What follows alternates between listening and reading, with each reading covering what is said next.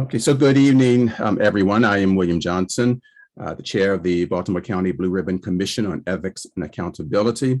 It's my pleasure to once again welcome my fellow commissioners, our invited speakers, and members of the public who are viewing the session to this meeting of the Baltimore County Blue Ribbon Commission on Ethics and Accountability. During this meeting, we will hear from the Baltimore County Office of Inspector General about the scope of the office, the roles and relationship between the OIG and the Ethics Commission, current practices and policies with regard to OIG investigations and other matters. We'll hear reports from our subcommittee chairs, or at least hear from our subcommittee chairs. We will not hear a report from them, but we will hear from our subcommittee chairs. We will follow up on items from our first meeting, including review of the executive order establishing this commission and the status of the ethical climate survey. And we will discuss the commission's procedures going forward.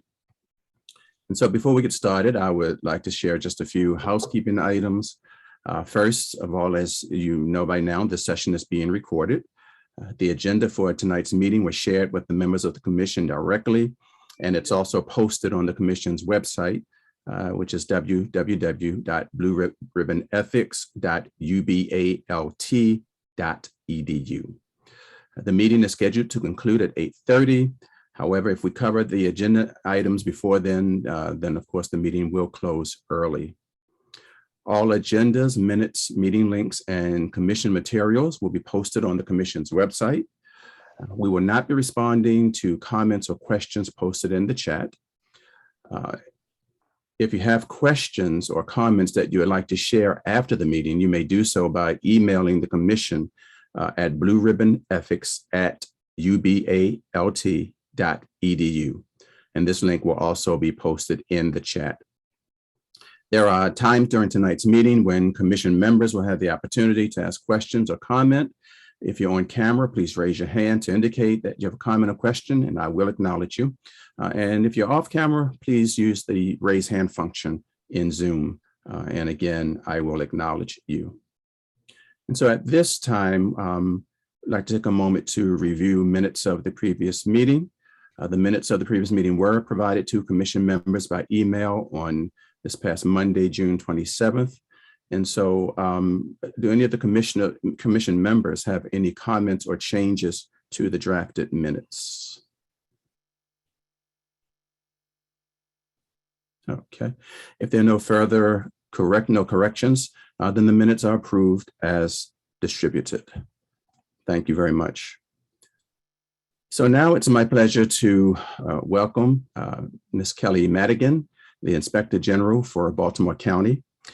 County Executive Oshesky appointed Ms. Madigan as the first Executive Director for the newly created Baltimore County Office of Ethics and Accountability in December of 2019. And prior to that, she served as Deputy State Prosecutor for the Maryland Office of the State Prosecutor. Other past positions included time as Acting State Prosecutor and 11 years as Assistant State's Attorney for Baltimore City. She is a graduate of the University of Michigan and University of Baltimore School of Law, where she graduated magna cum laude. And so, Ms. Kelly, Ms. Madigan, we welcome you, and the floor is yours. Thank you so much. It's so nice to be here. You can call me Miss Kelly, you can call me Miss Madigan. Before I start, how would you like me to call each of the members on this? Is it commissioners? Is it Mr. and Mrs.? What is the preference? However you feel comfortable. I think as commissioners, we agreed that we would address each other by first name, and being on Zoom, that might be a little easier to do. So that would be fine. Okay, Will, you got it. First name basis.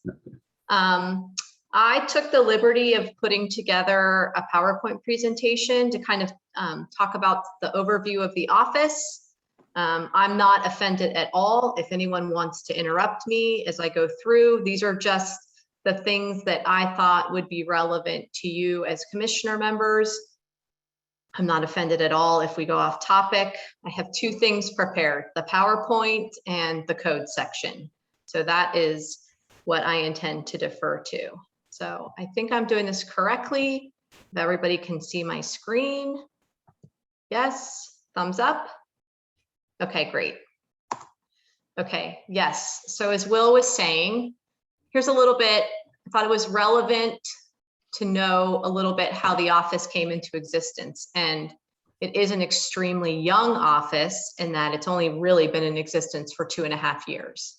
It was created in July of 2019 with Bill 5-19, originally called the Office of Ethics and Accountability. That bill took the Ethics Commission, which was previously existing and had been historically housed under the Office of Law, and added it with a new function, which was essentially Inspector General, but those magic words, quote, Inspector General, didn't appear in the statute. I started on January 2nd of 2020, and one of the first things I did was apply to go and be certified with the Association of Inspectors General, and I was not allowed to participate because they said my statute, the statute, enabling statute for the office, while for all intents and purpose an Inspector General statute, because those magic words weren't in there, I couldn't apply for certification. So then on my initiative, I asked for the office's name to change, which happened in August of 2020. The only substantive change was the words Office and Accountability, Ethics and Accountability changed to Inspector General. The office has 3 total employees. I was the sole employee from January of 2020 until October of 2020 when I hired my deputy, Steve Quisenberry. And then it was Mr. Quisenberry and myself until last September when we hired an administrative assistant management analyst as the job classification, whose primary function is to provide support for the Ethics Commission. In thinking about your role, I thought, and in listening to some of the comments from the first meeting, I wanted to let you know what the budget was for the office. So this is copied and pasted from the budget books that are publicly distributed. So this shows the budget for FY 2020. Not that it matters, but it might be relevant to you that only half of that budget was actually spent because that started in July of 2019 through June of 2020, and I was only employed for half of the year. But so the budget that I requested was $357,356. This past spring, I made, they're called tier requests, but they're requests for additional resources in excess of your budget, which were for 3 new positions, 2 investigator positions and an attorney position to assist with the Ethics Commission.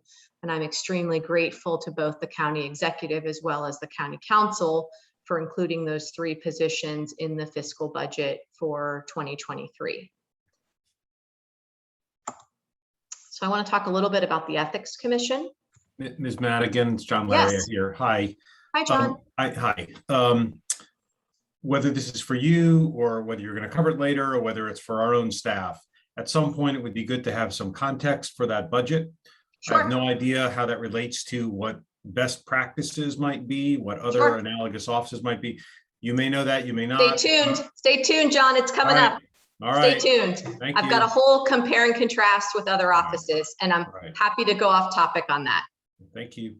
Sure. So the duties and responsibilities of the Ethics Commission are essentially to interpret and administer the public ethics law. What does that in essence mean?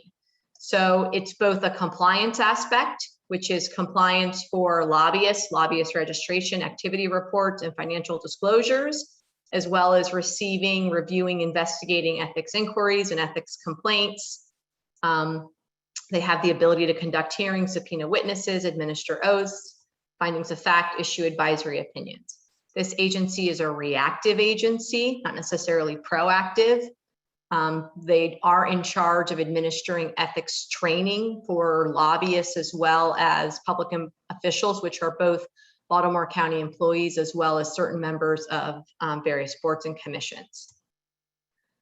Talk a little bit about some of the highlights that since the Ethics Commission has been under the OIG, I can talk about. When I started in January of 2020. And it's certainly been a challenge to start a brand new agency, half of which was existing prior, half of which was brand new 8 weeks before the COVID-19 global pandemic. It was just me. And I thought the first thing to try to go about was trying to see if there were any improvements to be done on an already existing agency of the Ethics Commission. The financial disclosure system was paper copies, which meant that PDF forms were sent out, and lobbyist registration were kind of those hard copies. So I worked really hard to try to have an online financial disclosure system, which is best practices and consistent with other jurisdictions. We now have that.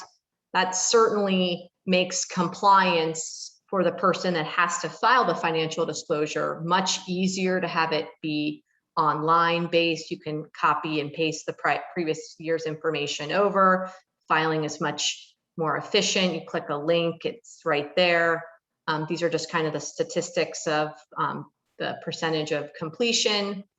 We also had, along with the county administrative officer and the Office of Law, we worked closely to add 250 new employees to file financial disclosures, created guidance documents for that process. I also created in the summer, fall of 2020, an online ethics course, because I kind of took the approach that the public ethics laws apply to everyone. And traditionally, training had only been given to the 50 or so employees that file a financial disclosure statement. So I thought it would be helpful for everyone to kind of have some awareness of what the ethics laws are and how they apply to them. Thought the best way to do that was making an online course. It's about a little 30-minute course. I believe I sent Dr. Cotton along with the copies of the course. They're just kind of the highlights of the areas of ethics and how they kind of translate and are relevant to Baltimore County employees. So we've had something like 6,500 employees now take the course, and it's something I anticipate doing yearly and kind of making tweaks to the questions so that they're still relevant. Now, the Ethics Commission also participates in the new employees orientation, welcoming new employees to Baltimore County government and kind of talking about what it means to be a public official working for Baltimore County, how that might be different if you came from the private sector, what the ethics laws are, why they are important, and how they translate. So here you go, John. Here's the first one for you. Compare and contrast on other budgets. So these three jurisdictions I chose because they're in Maryland and they have an ethics commission. They're all separate. The commission is not housed under a different agency, but they all have a minimum of 2 full-time positions. And here was their respective budgets for 2021 and 2022. I have historical data if that is important to you, and I'm happy to share it. But I think the takeaway is that in most other jurisdictions, in nearly every other jurisdiction in Maryland, there is a minimum of 2 full-time employees just doing the work of the Ethics Commission. So I'll talk a little bit about Inspector General. Kelly. Yes. Hi, Cindy. Hi, good to see you. I was wondering if you are aware when you say that in these other counties that the Ethics Commission is not housed along with the Inspector General, if you know whether it's totally independent or housed in some other department, like our Ethics Commission used to be housed with the Office of Law. Absolutely. I'm going to say to you just what I said to John. Stay tuned. I'll cover that in the next couple of slides. Thank you. So here's the purpose of the office, and this is taken directly from the statute. I am a lawyer by trade, and I lean pretty heavily on what the code says and what the code doesn't say. So I think it's totally relevant that this is what the statute, the enabling statute says. The purpose of the office is both fraud, abuse, and illegal acts, which is typically kind of in the IG community referred to as fraud, waste, and abuse, as well as ways to promote efficiency, accountability, and integrity in county government. I will tell you that there's an expression in the Inspector General community that if you've met one Inspector General, you've met one Inspector General, because everyone is kind of a little different and a little bit tweaking their statutes aren't all the same. I think probably nearly 90% of all inspector general's offices have fraud, abuse, and illegal acts. The most don't have ways to promote efficiency and accountability and integrity as part of their statute. It might be part of their mission, but it's not necessarily part of their statute. I actually really like that about the statute, because I think that that is a way that the office can continue to add value to Baltimore County, which is something that is important to me. Kelly, because I have the same occupational hazard that you do as a lawyer, do you know, and do you know what the origin of the statute is? Do you know, did they just, I mean, I don't mean this in a negative way whatsoever. Did they just crib it from like best practices for OIG statutes, or was there like lots of debate and discussion? Should we have a section 2 or only a section 1? Do you know how we got here? I think I do know. They copied and pasted the statute in Prince George's County, which is called the Office of Ethics and Accountability. But the intention was for it to be an inspector general office. One of the first things I did when I started was I reached out to every other executive director of the Ethics Commission and inspector general in Maryland and surrounding jurisdictions to kind of talk with them, set up times, meet and greet. And when I called Prince George's County, the first thing she said is, I'm not an inspector general's office. I only do ethics. But I believe the statute is nearly identical. That being said, John, I have done a lot of research on this because it's important to me to be a best practice jurisdiction and do the things that are, we're supposed to do. There's a model inspector general statute that the Association of Inspector Generals has put out. And with the exception of one part of the statute, our Baltimore County statute is kind of hits all of those ideas of best practices. But the answer is, I think it was kind of a cut and paste from Prince George's County. I wasn't around when the debate occurred, but that's what the prior county attorney has told me. That office has 6 employees, but only does ethics, lobbying, financial disclosures, et cetera. Yeah, I asked that question in part for both you and my fellow commissioners, because somewhere, and I forget whether it's in the charging document or what it's in, I think we are at least theoretically empowered to review the statute. And if we thought the statute, for example, needed to be amended in some fashion after several years of practice, that's within our scope. I certainly haven't gotten there yet, but that's partly why I'm asking the question. There's one part of the statute that I think could be improved upon, and I'll kind of tackle that at the end when I talk about kind of lessons learned and challenges. But for the most part, again, there are both cornerstones of Inspector General's office as well as the model legislation. I really think that the statute, for all intents and purposes, hits most of those. Okay, thanks again.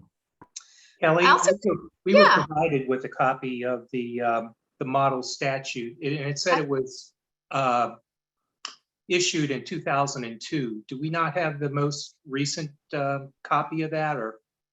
The model statute from the Association. Yeah, has it basically been unchanged for 20 years, or have there been updates? I'm happy to check to see if that is current. It wouldn't surprise me if it was, though, because it's really just kind of talking about independence, access to, I mean, they're just kind of broad brush strokes of what makes a good statute. And is it Tom or is it Thomas? Oh, Tom. Tom, okay. So I think it's really important. I'm a visual person. Maybe it's my years as a trial attorney, but I think it's easier sometimes to digest how something works if you can see it. So this is a flow chart that I included in our last annual report because the office is new and a lot of people kind of say, well, how does the Inspector General's office work? What does it do? And also, what does it not do? So I want to take a minute to kind of go through the flow chart and try to talk about how the office, like this is, if you will, the business process of the office. So the first box is we receive a complaint. I think that's important to know that because the office is relatively small, I mean, it has 1.5 employees, the right side of my body or the left side of my body, and the deputy focused solely on Inspector General. the other position and the other half of my job, because I have two separate full-time jobs, is receiving complaints. The office, in essence, is reactionary. While the statute allows us to, on our own initiative, look into something, I will tell you, for all intents and purpose, that hasn't really happened because we have, two people doing all of this work. We get complaints. How do we get complaints? We get complaints in a variety of manners. We get phone calls, we get letters, we get anonymous letters, we get WebEx, there's an online complaint form, we get emails. But in essence, the office, or somebody stops us on the street, somebody makes an appointment to come see us, the office receives a complaint. The first thing that happens is we make sure that we have OIG jurisdiction. I'll give you a couple of examples. During the height, if you will, of the COVID-19 pandemic, the office received a lot of complaints about unemployment insurance and fraud related to those. Those are not proper for the Baltimore County Office of the Inspector General. That would be kind of in that initial review to determine if we have jurisdiction. If we don't have jurisdiction, we refer it out. It's really important to us to make sure it goes to the right place. So whether that's maybe somebody's complaining about their neighbor not cutting their grass, well, that's not for the Office of the Inspector General, that's for code enforcement. So that referral is an external or an internal referral. It could be referred to an outside agency, it could be referred to an internal agency. Maybe we determine that there is in fact OIG jurisdiction. We then we kind of go to the next box, which is the green box, if you will, that says preliminary investigation.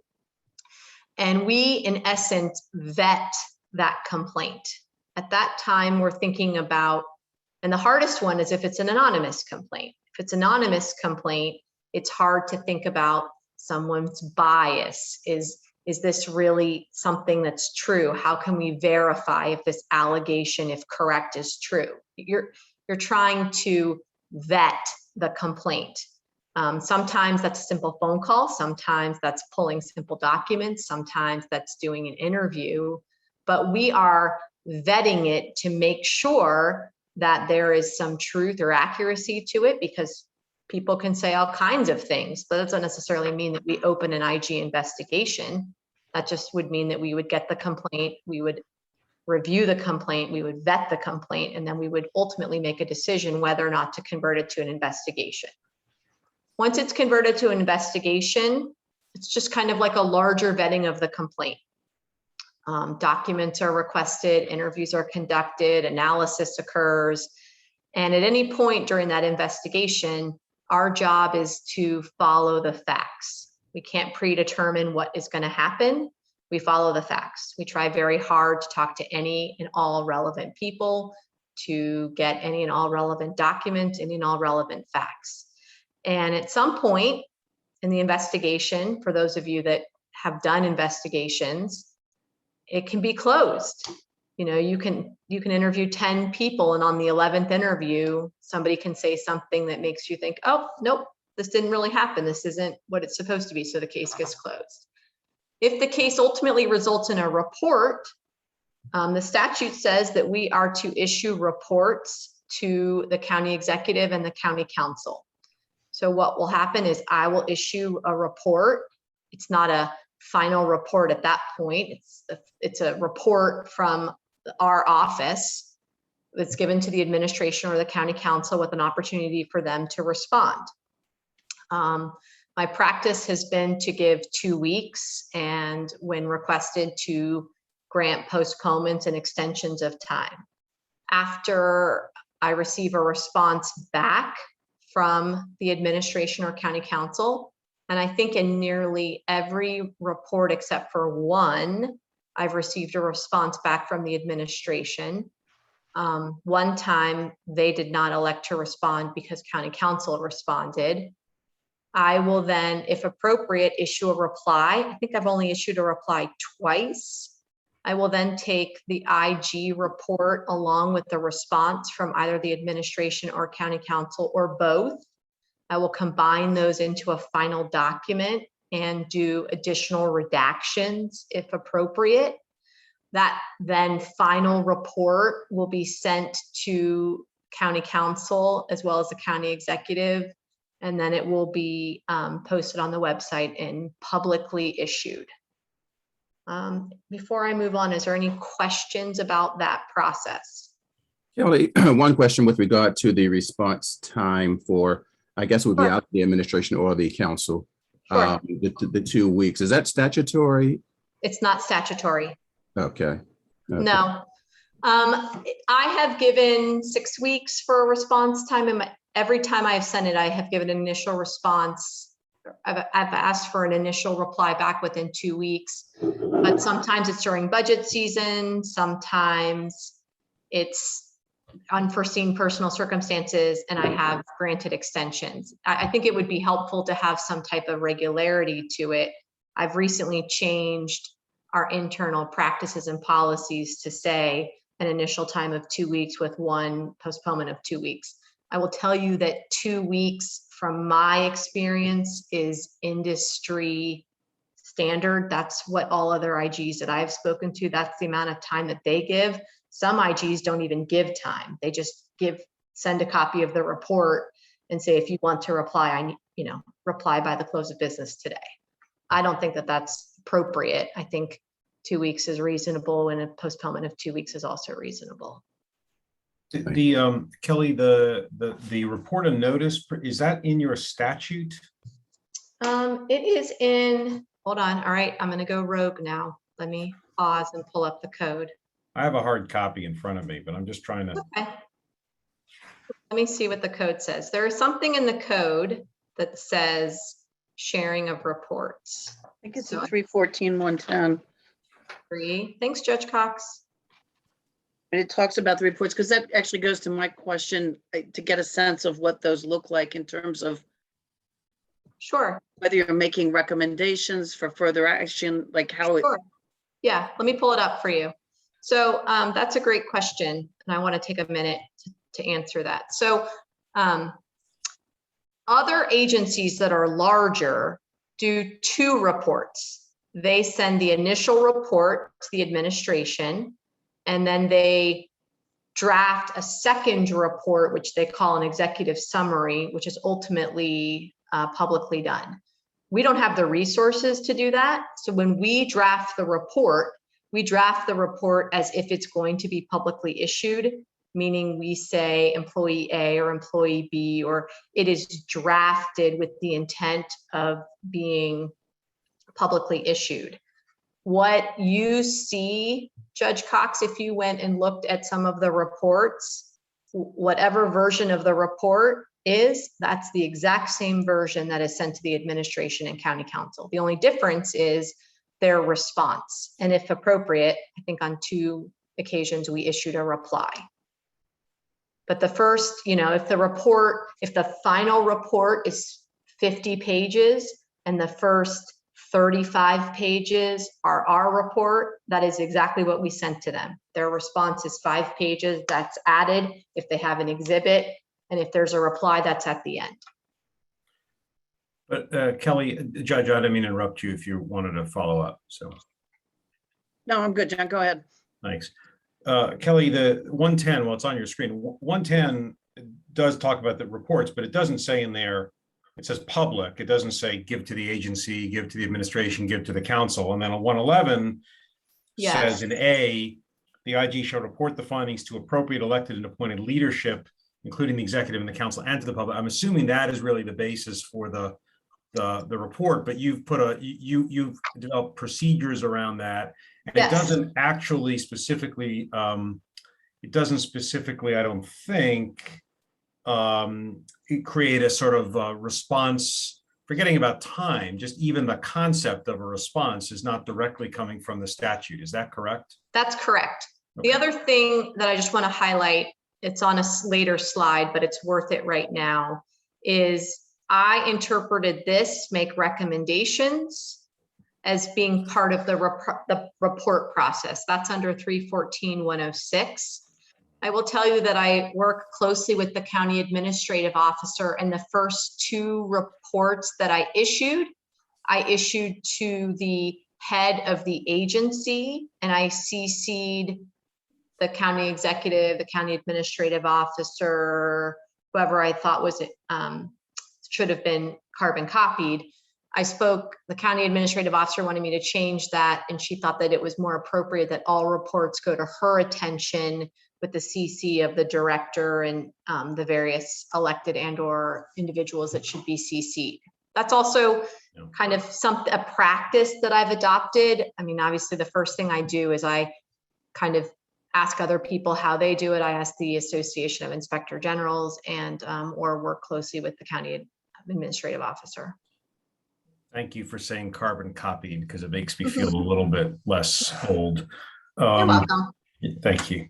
But so that process of asking for a response, giving you an opportunity, and I guess the other question, just to round it out, would be, since you don't really have to give it, I mean, you have to report the findings of, but the opportunity to respond is discretionary. And also whether they decide to respond is discretionary. You said that in every case you've gotten a response. In one case, it was from the county council. In the other cases, it was from the administration. But in no case, at least to date, has something simply gone unresponded to, even though there's no statutory requirement to respond. Well, in one report, we did not receive a response from either the county council or the administration in the time frame that we asked for.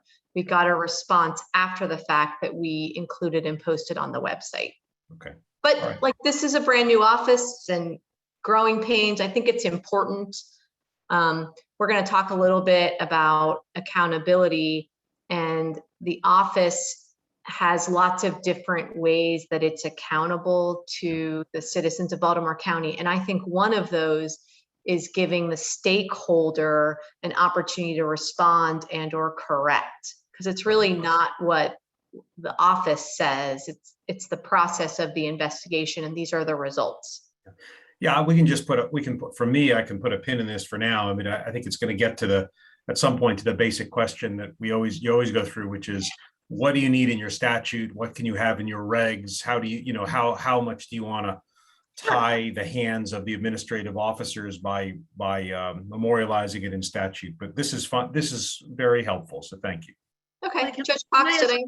Yeah, one other follow-up. Sure. I take it from this and looking at the model legislation that the role is more, you get a complaint, you investigate it, that takes you where it takes you, you issue a report, but you're not making recommendations on what should happen. That I am not. You are not. Okay. No, I am. At the end of each report, most reports have recommendations. They're typically in the conclusion. I can think of a couple of examples if you'd like me to tell you from past reports. We did a report about purchase cards, and one of the recommendations was increased training on purchase cards, ways to kind of prevent it from happening in the future. We did a report about the employee background, and we gave a number of recommendations. I think we actually gave 6 recommendations in that report. Sometimes we did a report about an issue with a council member leaving a residence and whether or not that violated the charter. One of our recommendations was to include an enforcement provision for the charter. I think, though, if I could talk for a minute about the recommendations, I mean, there's certainly part of our statute that we give recommendations. Sometimes they're easier to know what the recommendation is than others. But I think it's important to say that the office doesn't have enforcement power. We can merely make a recommendation. We've done an investigation. These are what the facts are. These are what we recommend. We can't make it happen. We're also not ultimately in charge of employee discipline. That is not for us. We say what happened. We give it to the administration. If they choose to do something on the human resources side, we don't make a recommendation. We don't get to say what happens. We don't get to say, hey, we made these recommendations, you should go and do it. That is our sole role. Okay, that helps. Thanks. Any other questions before I go back to the presentation? Yeah, Kelly, just one on with regards to response of Sure. either administration or council. Sure. You've not had that many yet, so you may not have had this come up, but conceivably, could the response potentially change your the outcome of your report? Yes, I think that that's absolutely possible. And that's, again, the purpose of the opportunity to respond. I will tell you, I am, Mr. Quisenberry and I are painstaking in our detail and our drafting in verification. And I'm proud to say that of all the reports we've issued, I think the administration corrected us once, maybe twice on very minor points. But certainly if we said we did an investigation, we found that the sky was blue, the grass was green, the barn was red, and the administration or county council issued a response saying, well, actually the sky is green, you know, whatever, that would change the report. And I think it would be important to print that even if we had a new reply or we had to change something. I mean, that's kind of that's accountability for everyone, including the office. Okay, and what would get posted? The original report, or would you make the changes before anything's posted? I think it would be in our reply. I think if we got something wrong, the original report, the reply, I don't know, that hasn't happened, but I can't imagine not kind of showing all of the work, if you will, on the math problem. Okay, thank you. That's a good question though, and that hasn't come up yet. Any other questions before I have a question. This is Janine Burkhead. Hi, Janine. Hi. I noticed we use the words evaluate, but I don't see you make recommendations. But are you actually adjudicating, or are you No. You're not the trier of fact? Okay. No, All no. right. Okay. That's it. Thanks for making that point. Okay. I'm going to go back to my PowerPoint if there are no other. And then another question I have, you also call out criminal, civil, and administrative investigations. What do you deem an administrative investigation? Well, I think nearly every single investigation we're doing is an administrative investigation. If it's a criminal investigation, I'm going to refer it to the appropriate entity because I don't do criminal investigations. I might assist with it, and the statute says that we can conduct joint investigations with other oversight and law enforcement, but I'm not going to do a criminal investigation because that's not for me. Okay, so this, what we're looking at here, is this, where it says conduct criminal, civil, and administrative, this is not? That says the responsibilities of the office. Okay. So I can conduct a criminal investigation, but I ultimately can't prosecute it. But if, based on my 14, 15 years as a prosecutor, if I come across something that's criminal, I would refer it to the appropriate entity, which I have done numerous times. This may be a more of an opinion question, and maybe if you prefer not to answer, but, and I hate a why question because it might be seen judgmental, but why would you not, if that's in your, it says you may, so in what instances would you not feel take the opportunity to investigate that? Well, that's probably, that's a great question.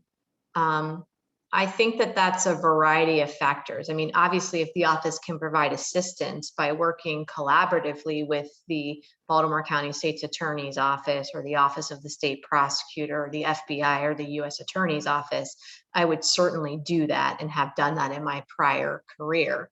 But even if I conduct a criminal investigation, at some point I would have to refer it over to the appropriate entity. I can't charge a case.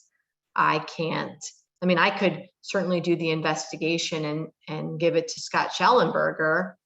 I could certainly do that. I could certainly subpoena the records. And in the past, we've done that. You know, you get a complaint and you start to investigate the complaint and you realize this is more of a criminal complaint than an administrative complaint. And that's when it's referred. And at that point, it's really kind of a joint effort. But again, I can't ultimately prosecute that criminal investigation. I can certainly conduct it, and it's hard to say that we do the whole thing because we're getting them and we're looking at them, and then we're either finishing them and referring them or working jointly with someone else. But 99% of what we do is administrative investigations. And who is your attorney? I don't have an attorney. Oh, you okay. Thank you. And I would make this point as well. If you look at all of the reports that we've issued, all the reports that we have issued have been on the result of our administrative investigations. The statute's pretty clear that even if we, start to pull records on something that comes in as one thing and turns into something criminal that we're ultimately going to refer, it says down at the bottom that that's a confidential referral. So you might not know about it as we're sitting here today. Does that make sense? I hear what you're saying. I maybe it's the language. Yeah, I understand what you're saying. It's really a resource issue. I mean, my career has been as a criminal investigator. I'm not opposed to doing that, but I have 1.5 people and we got 155 complaints last year. Right. Okay. Thank you. Anyone else before I go back?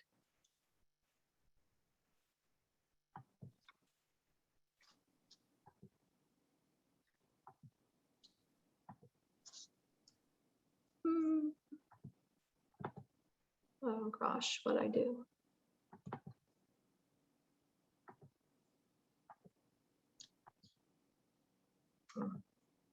All right. So here we were on the flow chart. I also think, Janine, and I'd have to look into this, and I'm happy to, I think that is kind of what most inspector general's offices, that's kind of, that language is consistent. And I'm happy to look into that and get back to you. All right, hold on, let's see here. Question. Yes. Are there instances where kind of you deemed that the complaint was not in your jurisdiction and somehow you referred it to maybe an internal agency, it's kind of come back to you after their findings? And if that did happen, do you kind of start the process all over again? That's a great question, Joanne. I will tell you that hasn't happened yet where we've referred it and it's come back. But what has happened is when we refer it, we say we are referring it because a great example is human resources. We make a lot of referrals to human resources, but we also say at the bottom, should something come up that's more appropriate to come back to the agency, please don't hesitate. It's hard to know sometimes when you haven't done a full investigation. It's kind of in that initial vetting. So that's why I think that that language is appropriate. I thought it was important to talk about what the statute says the responsibilities are of the office. So I forget who was asking. I think, was it Janine? Were you talking about evaluate, investigate, inspect? Okay, yes. So the Office of the Inspector General may evaluate, investigate, inspect activities, records, et cetera, et cetera, et cetera. I want to point out that the word audit does not appear in my statute. I am not an auditor, and the office does not have the ability to do audits. However, the office does have the ability to do evaluations and reviews. That's something that the Association of Inspector Generals has certification and training on, and that's a resource issue. I'm certainly happy to do all of those evaluation, investigate, inspecting the activities, records, and individuals. I just don't have the resources at this time to do that. We are to conduct criminal, civil, and administrative investigations. Again, those words are appropriate because it's hard to know when something walks in the door, what it's ultimately going to be when it leads. We provide information and evidence that relates to criminal acts to appropriate law enforcement officials. We initiate reviews of county government as deemed appropriate. This is something, I think, as I was talking earlier, that oh gosh, how do I go back? Okay, I'll have to go back. Here we go, responsibilities. Share screen.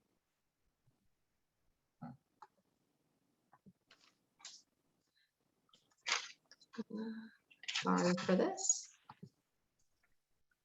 Oh, gosh. Lost my train of thought. Where it says initiate reviews as deemed appropriate. That gives us the ability to look into something absent receiving a complaint. But for the most part, thus far, we have been perfectly busy dog paddling, if you will, with the amount of work and complaints that we've received. But we can receive and investigate complaints from any source. And again, it says on our own initiative concerning abuse, fraud, and services. Conduct joint investigations and projects with the county auditor, other law enforcement agencies, issue public reports, policies and procedures, provide support to the Ethics Commission, and make recommendations, and do all things necessary to carry out the functions set forth in this title. Kelly, what would be what's the alternative to in response to a complaint? Is it sort of like it has come to our attention, or we've heard in the hallway, or like what's the other version of we have received a complaint? Oh, you mean if I wanted to initiate something on my own as deemed appropriate? Yeah. And I don't mean just in your world. I just mean generally in the world of IGs. I'm assuming it's a fairly generic question. I'm just wondering whether, what's the sort of non-complaint based version of an IG's work? Well, most, well, I don't want to say most, because there are lots of different varieties of inspector generals, but some offices also have an audit function. My office does not, but audits have work plans and are announced in advance and can be subject to a calendar that each agency is audited by the internal or external auditor X amount of time. So I assume, you could say Department of Aging, we are going to conduct an audit, of your agency or your program, and that's pursuant to our work plan and schedule. That could potentially fall under 314-106. I could imagine there could be some investigative journalism thing that would be sort of in the public, but not referred.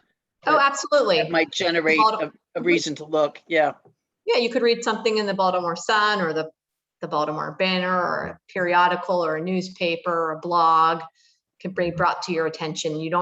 I think that's just saying you don't necessarily have to have the traditional phone call ringing to be able to look into something if you think it's appropriate.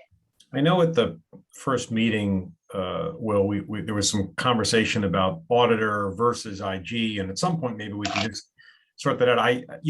To me, and I'm really not like, this is just sort of an intuitive response, not a statutory response. But I'm familiar with in my most common jurisdiction, the city, that the auditor, in addition to work plan and so on, the auditor is typically looking at systems, failures of systems, of controls, financial controls.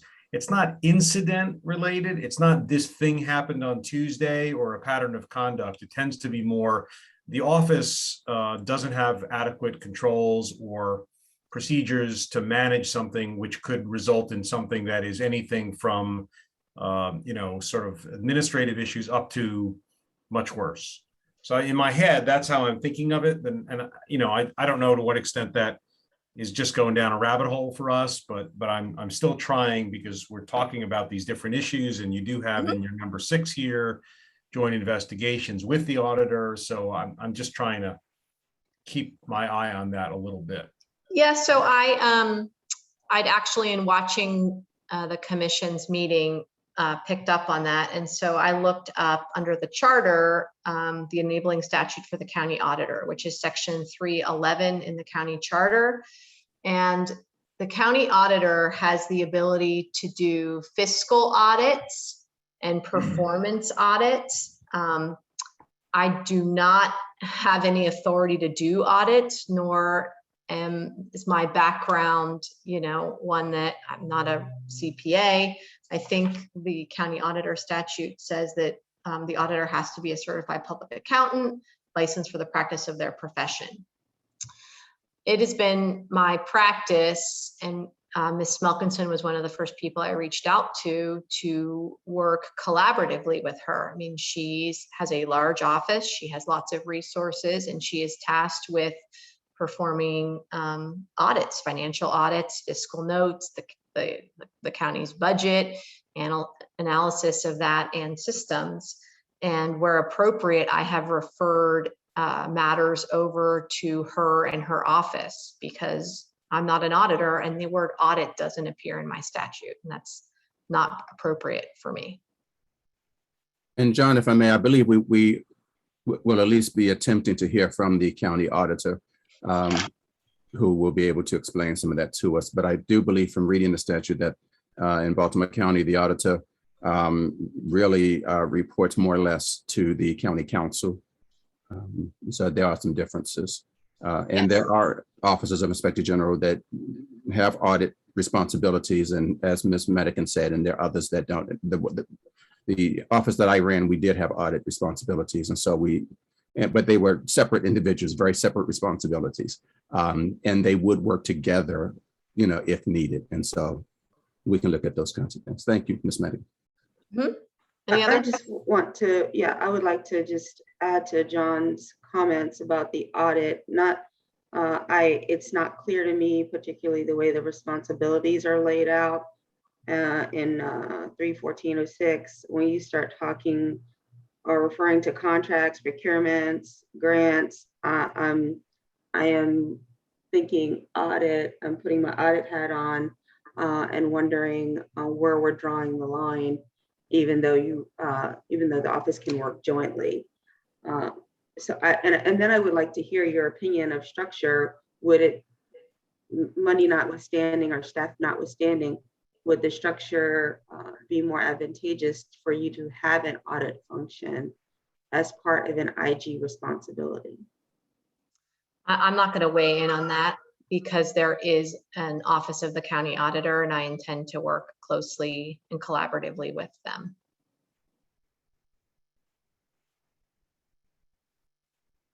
Can I, Janine, I don't want to interrupt your follow-up if you are still. Well, it's hard to make our recommendation or think about it. It's a deep dive to change the responsibilities, if depending on where they go in another part of the government, and I'm not sure where that line is. So that's something we'll have to take offline and investigate more. Thank you, John.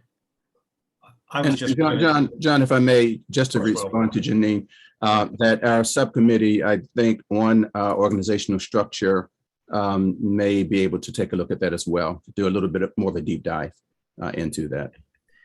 There's, again, we have this when we first talked about your slide on the purpose, and you said that you liked having the second one, which, for a reminder, was ways to promote efficiency, accountability, and integrity. And I think that's fine. You can see how it starts to blur, because efficiency in particular starts to sound more like auditing than Inspector General-ing. Maybe accountability, certainly integrity. Anyway, it's just one. I think we're just teasing out all these issues. And I'm sorry that it's, but that's kind of, just trying to make sense of the code. These things get drafted, and then only after you look back at them, you say, well, did we mean that? Did we mean efficiency? Is that really what IGs are about? So I'll just make, again, so for me, this is kind of a running list of flagging some issues that might be worth looking at as a group at the appropriate time. I agree with you. I will say that there are a number of IG offices that only do investigations, that don't have an audit function. There are a number of IG offices, I think mostly in the federal government and at the state level, that do both investigations and audit, as Will was saying, and they're kind of housed separately because they're different. Any other questions? Okay. These are the powers of the office. The right to obtain full and unrestricted access to records, information, data reports, plans, the authority to administer oaths and affirmations and take testimony relevant to an inquiry or investigation, access to the head of a public entity, the power to require county employees to cooperate, discipline provisions, and subpoenas. Can I stop you there on Sure. 4? You know, Sure. in the purpose section of the statute, it says you're supposed to identify fraud, abuse, and illegal acts. And in this section, it adds waste and corruption. I can see instances of waste and corruption that wouldn't rise to the level of fraud, illegal acts, and abuse. Do you interpret this to expand your authority to include waste and corruption?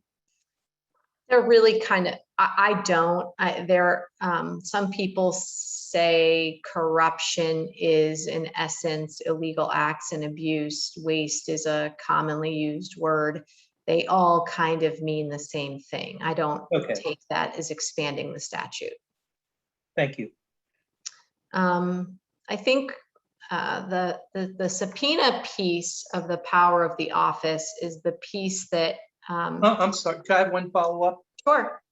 There, as you are well aware, there was a suggestion to change the act last year that would have circumscribed some of your powers.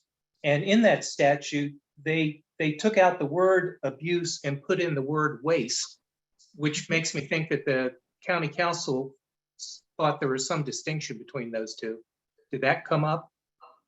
That did not come up. Okay.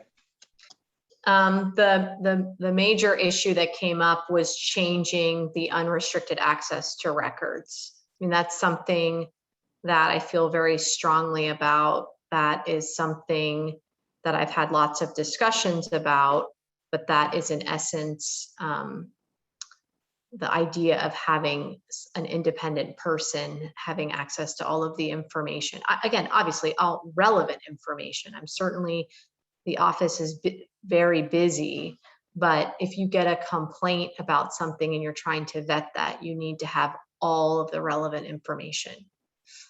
You can't make a determination without it. And all of the relevant information, you know, the truth has a funny way, and there's that expression, truth is stranger than fiction.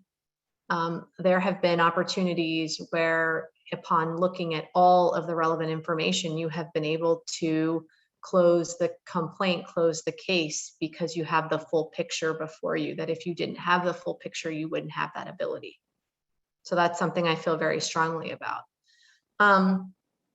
It's been my practice not to issue subpoenas as a local office. I don't think that that's appropriate. I think if the office makes a request, that request shouldn't need to be accompanied by a subpoena. That was also something that was very important to me as a brand new office, trying to increase awareness about the office, and the office is one of compliance, and compliance is already not very popular. I didn't think it was going to be beneficial to anyone to have a subpoena be issued for the records. That being said, I disagree with this subpoena piece of the statute.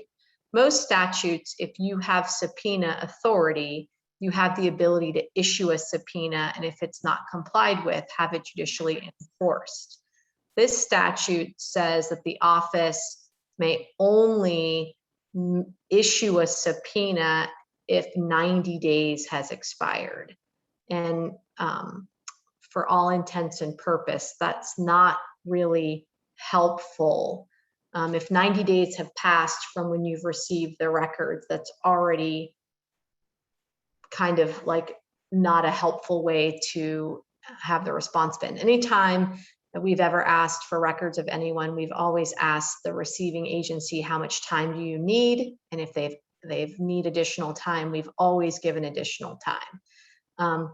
But if you're going to give the office subpoena authority, which is consistent with other offices of the Inspector General, you should have the ability to issue a subpoena if you believe it's appropriate and not have to wait 90 days.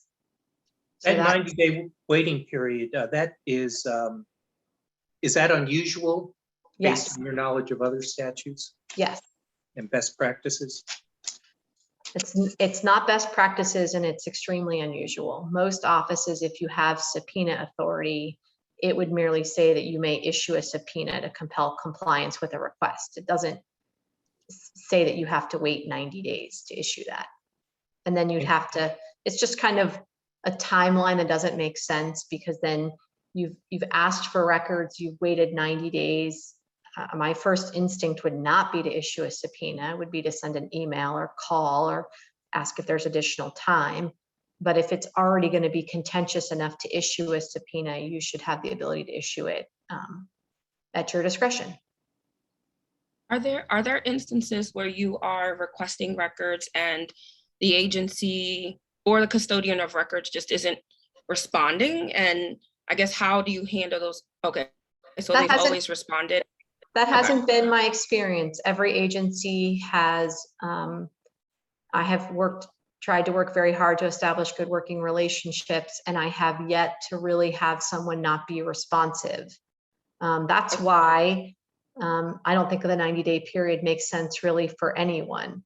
You know, the statute also gives me the ability to get the county administrative officer involved if I need to. And certainly I don't want to imagine a scenario where I'm issuing a subpoena to a Baltimore County department or agency. However, I do think it's possible that I might be issuing a subpoena to a company or to a vendor that does business with Baltimore County and might be in a different relationship. And I don't know that it would be, I mean, my first request is going to be a request, but waiting 90 days, having an artificial timeline in order to kind of, like, if you're playing cards, you know, you throw down a 9 or an 8, and then you have to wait 90 days to throw down the bigger card. That's just not helpful. I'm way outside my legal training when I ask this question, and there are others who know this much better than I. But when you, particularly when you're talking about outside parties, as you just mentioned, I hadn't really thought about that. So I assume that this can extend to outside parties because there's no limitation.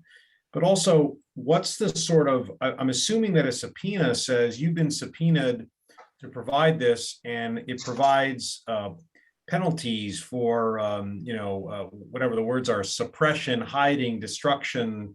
Again, this is really not my thing. Spoliation. Yeah, spoliate, right, et cetera, et cetera. So I wonder whether this 90 days also causes, like, when you send your email that says, please send, presumably it doesn't come with a, you can't, I mean, I don't know what you say, maybe you have a form email, but if someone outside the government in particular were sort of got this request and said, let's make sure we never send that to the Inspector General's office. Is it different to have received that email than to have received the subpoena in terms of the legal consequence of non-compliance? And maybe others in addition to you would know. I just don't know. Yes, there is legal significance, and therefore, statutes like, I will tell you, the obstruction of justice statute in Maryland requires a subpoena to have been issued, an email request asking. Again, that would not be my practice, but if you're going to give the office subpoena authority, the office should have the discretion, if we're going to issue a subpoena, to issue it when appropriate, not after a 90-day window. Well, if you knew you had, I mean, to some extent, the IG has to be trusted. Their judgment of the IG has to be trusted. And if you knew you had a likely bad actor outside the county government, presumably you'd want to have as much authority as possible to make sure that the stuff you need is not going to be spoiled or disposed of. Absolutely. And at the risk of messing up my PowerPoint again, I don't know that I know how to go backwards. Maybe I do. Oh, there it is. Right. So under the responsibilities, it's evaluate, investigate, inspect the activities, records, and individuals, contracts, procurements, grants, agreements. A recent report that the office did detailed concerns about a minority business owner that was certified as such, in fact, not being one. So that was an instance where It didn't get to that, but that's an outside vendor that has a contract with Baltimore County. So in theory, that would be a perfect example of someone where if we wanted to request their records, we would have subpoenaed them. Any other questions before I go on? May want to stop asking that question, Kelly, but What? if there are any other questions. Oh, okay. All right. Who says you can't? I'm kidding. No, it's just, we have a lot of questions, but thank you. I'm more than happy to answer all of them. And if I don't have answers, I'm more than happy to, research it and get back to you on it. I'm not afraid to say I don't know the answer.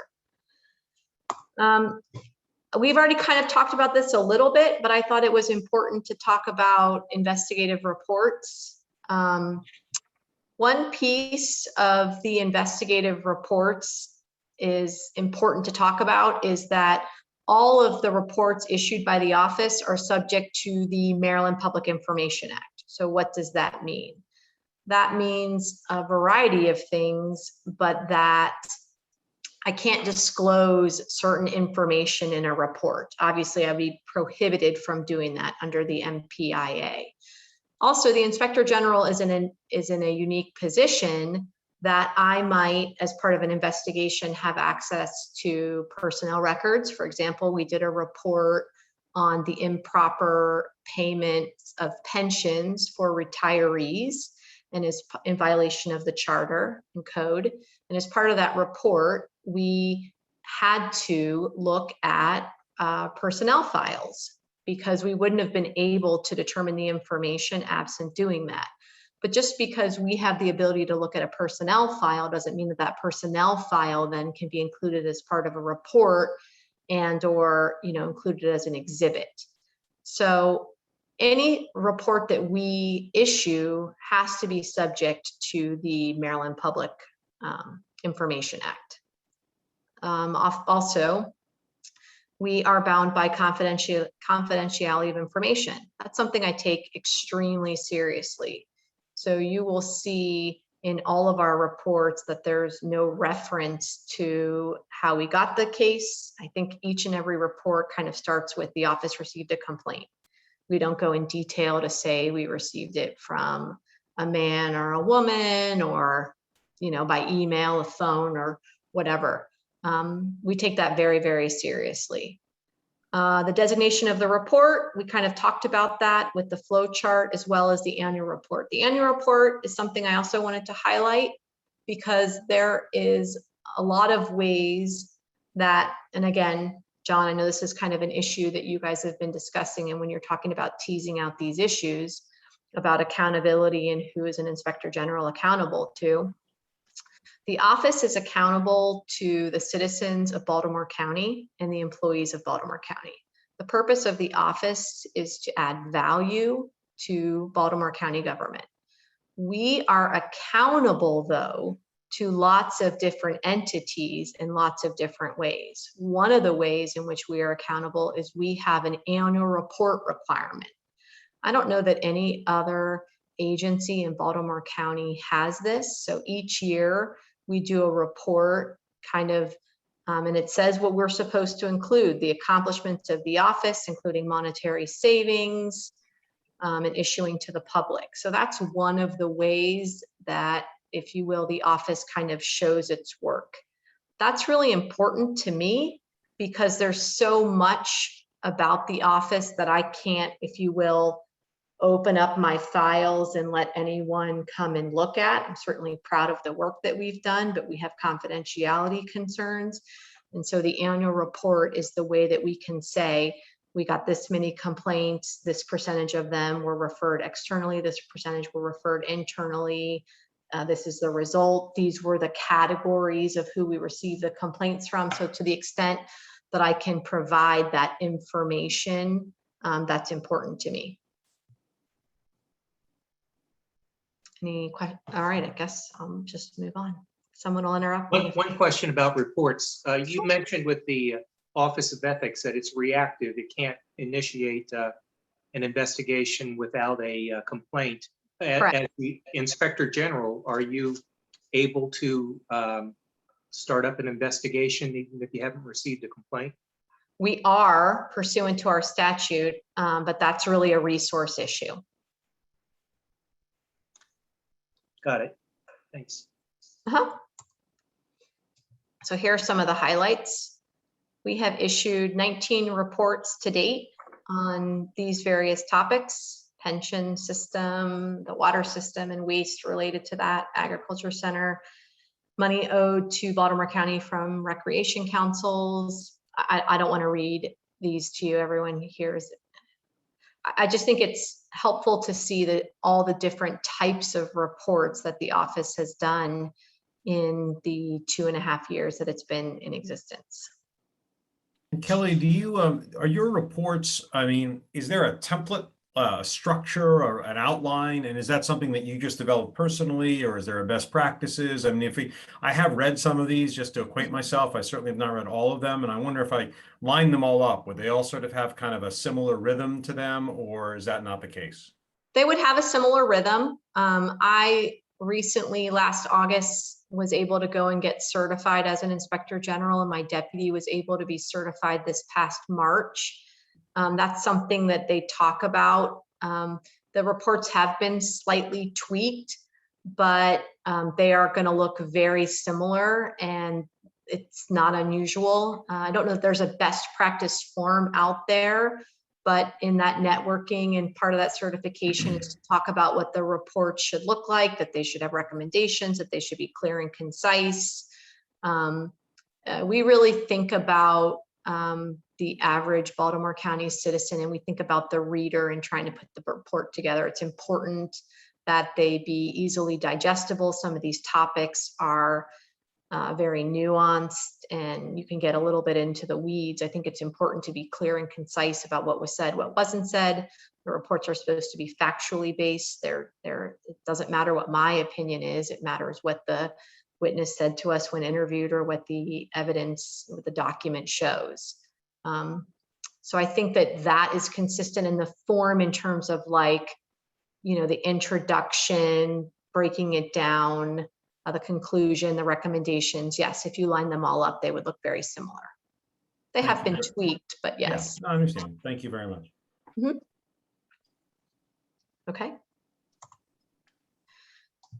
I think it's important to talk about, again, the office was created approximately 8 weeks before the COVID-19 pandemic. And so I think FY21 is kind of a good measure.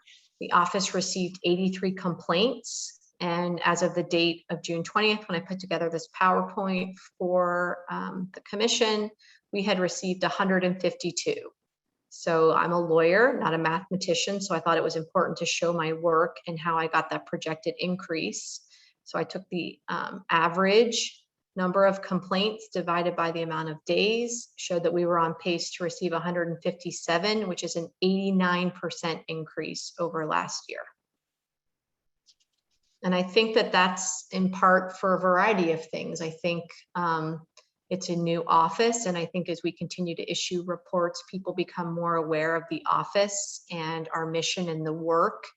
And it's not unusual after we issue a report to receive complaints. And yes, some of the complaints, a large majority of them, are ultimately referred out because they're more appropriate for another agency. But we have received specific credible complaints related to things that have OIG jurisdiction. And here's our cases investigations. We, on average, kind of run anywhere between having 10 to 14 active investigations at any given time. I will tell you that is a lot. That is a very large number for 2 people, one of whom has separate duties and responsibilities. We started the year with 12. We opened 15 so far. We opened 14 last year. That's a projected increase. The reports, I also think, is really significant. That's another way that the office is accountable for its work. We issued 12 reports this past fiscal year, one of which hasn't been published because it was pending with the administration for their response. But for the entire year last year, we issued 7 reports, which is a 57% increase. I think that's important because the mission of the office is to, in essence, provide value to Baltimore County. We're supposed to make Baltimore County better. And the way we do that, the way we go about the work and fulfill the mission is in issuing reports. Reports show we got the complaint, what we did, what we found, what the recommendations are to make Baltimore County government better. So I think 57% increase is a pretty large increase. Okay, so I think it was Cindy that asked earlier about other ethics commissions. So I thought it was relevant to talk about Inspector General offices and what their budgets were and what their positions were. So this is again from Maryland. Montgomery County has their own Office of the Inspector General. They have a separate ethics commission that's housed separately. They're both independent from each other as well as from the administration and county council. And this is their budget and their positions. The Maryland Education Inspector General, which is also a new office. It was created, I think, in March of 2020, slightly after the Baltimore County office was created, is also just an IG office. And that's their budgets and those are their positions. So And that's in Montgomery County. That's in addition to the ethics commission. 365,000 that they get. Correct. Ethics commission. Okay. Correct. Correct. And Kelly, I assume I'm looking back at your budget. Please, you do not need to go back to it. But your budget is massively salary and wages with relatively modest other things. If we dug into these budgets, is it really the position? I assume it's really the positions that generate the budget largely.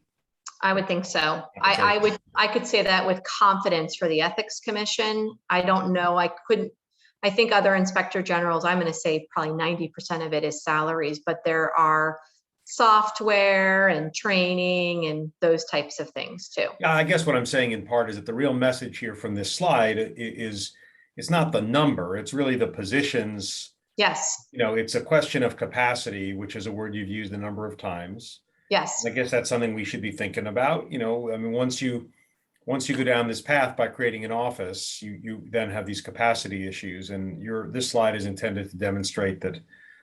I don't know how to do the ratio. For example, I don't know how to compare Montgomery. I mean, I generally know how to compare Montgomery County to Baltimore County, but I don't know whether 14 positions is in any way prorated. You know what I mean? Yeah, I'll talk about that. I have another slide talking about All right. historical growth. I think that's All right. important and significant because it's important to grow responsibly. You're not going to hear me, asking for some big shiny number of $3 million and 35 positions. I think it's important to me to show the growth of the office and to grow responsibly, but I think it's worth noting the percentage increases of the work. And it's important that the office be appropriately resourced so that we can keep up with the work that's increased and continue to deliver the reports that are necessary. So as Cindy was saying earlier, I found 2 instances of Inspector General's offices that also have an ethics commission component, and they are these 2. Baltimore City, historically, their ethics commission was housed separately. I think it was 2 years ago. I might be misquoting it. I think it was in FY 2022, the Ethics Commission was moved under the Inspector General. There were those 3 dedicated ethics positions that went with it. And now the Baltimore City Office of the Inspector General also houses the Ethics Commission. The other agency that I think is an appropriate comparison is Cuyahoga County. Cuyahoga County is located in the state of Ohio. It is the suburb of Cleveland. Cleveland has its own Inspector General, just like Baltimore City has its own Inspector General. Cuyahoga County has roughly the same population as Baltimore County does, and it's similarly situated. It's a good analogy, I think, Baltimore County to Baltimore City, Cuyahoga County to Cleveland. I say that because one of the things that was important is to talk about historical growth of offices. It's, as John was saying, it's not a fair comparison to compare this office that's been in existence 2.5 years to Montgomery County, whose office has been around as far back as 2004, right? They've obviously grown over time and their budget has increased. What I do think is significant is to see how the growth has occurred. And so that is the purpose of this slide, to show. Mhm. Yeah. Before we get too far from the slide that I think was 2 ago, could you go, are you able to go back? Yes. Yes, to that one. So I believe what you're saying is that in these two, in Montgomery County and the Maryland Education OIG, that there is a separate Office of Inspector General from wherever it is that the Ethics Commission is. Correct. I have 2 questions about that. Yes. The first is with respect to the Office of Inspector General in those two, are they, at this, what the sense I'm getting from you is that they are standalone offices of Inspector General. In other words, they're not merged with anything. Correct. And then with the Ethics Commission piece of those two, where is the Ethics Commission for those two housed, if you know? You referred before to the Ethics Commission, of course, having previously here in Baltimore County, having been housed in the Office of Law. So do you happen to know where those two are? Yes. So in Montgomery County, this is the Inspector General's information. If I go back earlier slides, Montgomery County has a separate Ethics Commission with 2 or 3 full-time employees housed separately. They are both their own separate entity. The Maryland Education IG is on this slide because they're an IG in Maryland, but the equivalent would be the Maryland State Ethics Commission, which is a separate entity housed separately. While we're on the subject of those two, you referred before to the fact that you are able to get legal advice in your role as Inspector General from the Office of Law.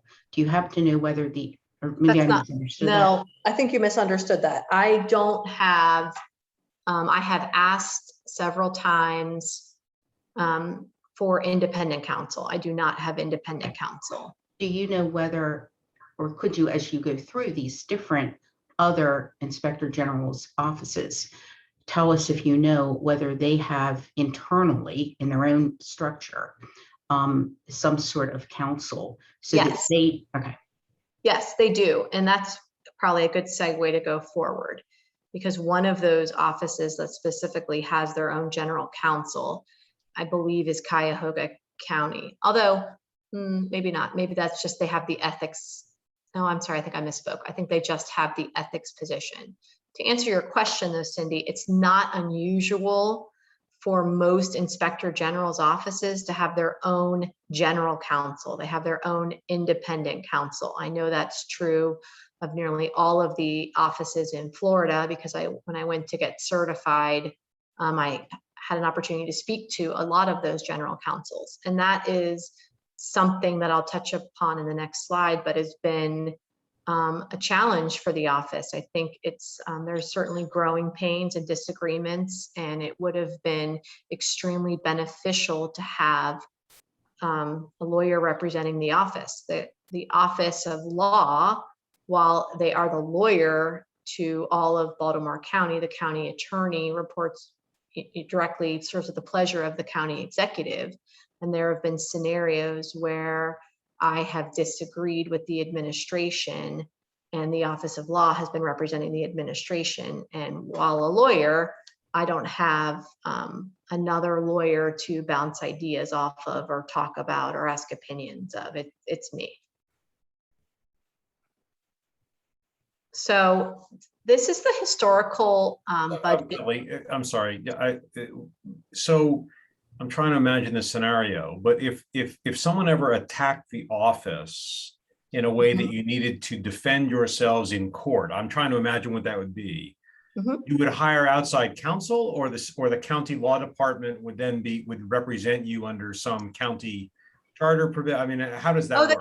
But the Office of Law represents the office, Okay. 100%. If the office So got it's sued, the intramural issues where Yes. you're suggesting. Okay, I understand. yes. Because if other agencies, I'm trying to think of an example, but the Office of Law represents all county agencies. Right. Okay. And to the extent that there's a disagreement between those two agencies or a conflict of interest, one of those agencies has to get their own counsel if it can't be remedied.